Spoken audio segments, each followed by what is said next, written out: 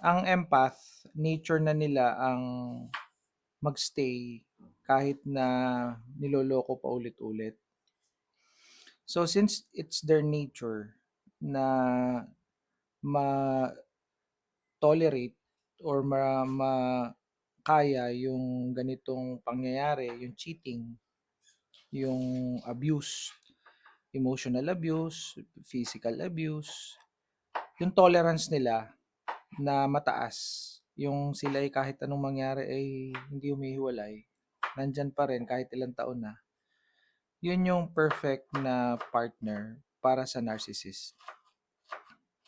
Kasi ang narcissistic husband, narcissistic wife, or jowa, or live-in partner, the more na nakikita nila na nag stay ka after the abuse or during the abuse, no, yung aftermath ng cheating, nag stay ka, the more sila nag stay sa'yo. At the more nila ginagawa yung kanilang cheating. Kasi iniisip nila na ito yung hinahanap ko. Ito yung aking safe haven. Ito yung aking safe base. Kumbaga, ito yung aking comfort zone. Yun yung iniisip ng narcissist.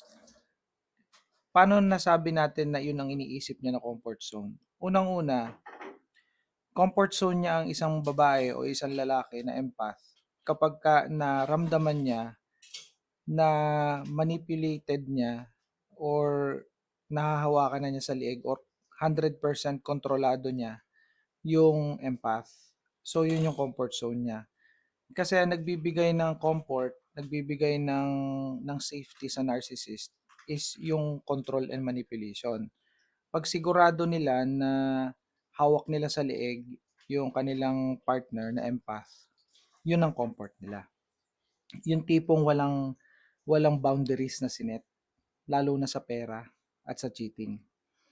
Sa pera, walang limit yung empath na magbigay, walang limit na mag-support financially. Lahat ng sweldo, lahat ng kanyang kinikita, sa businessman or investment, ipinoprovide sa narcissist. So, walang boundary pagdating sa pera. Tuloy-tuloy lang ang bigay. Gustong-gusto yun ng narcissist. Ganun naman ang ginagawa ng empath. Tuloy-tuloy ang kanyang pagsusumikap.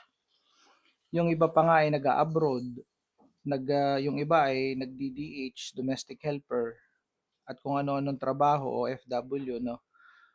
Para laang ma-support yung narcissist dito sa Pilipinas. Another one, yung boundary pagdating sa cheating. So kapag ka nag-cheat ang isang narcissist, tinotolerate or hinahayaan ng empath. Kasi naniniwala ang empath, nature ng empath na parang ang datingan ay savior na magbabago at masasagip sa pagiging babaero o lalakero ng kanilang partner. But unfortunately, yun na nga, hindi siya mangyayari. So yun yung dalawang boundaries basically na gustong-gusto ng narcissist na wala. No, so no boundaries pagdating doon. Eh ganun ang empathy, walang boundaries sa pera, walang boundaries sa cheating. And unfortunately, wala na rin silang pakialam kung alagaan sila o hindi ng narcissist.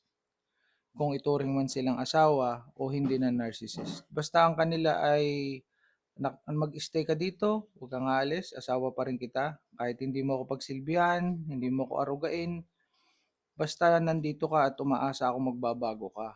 Yun ang mindset ng empath. Kaya kung sino man sa inyo ngayon ang nakakapanood nito na kayo ay nagto-tolerate, hinahayaan nyo ang abuso, ang cheating, ay maaaring kayo ay empath.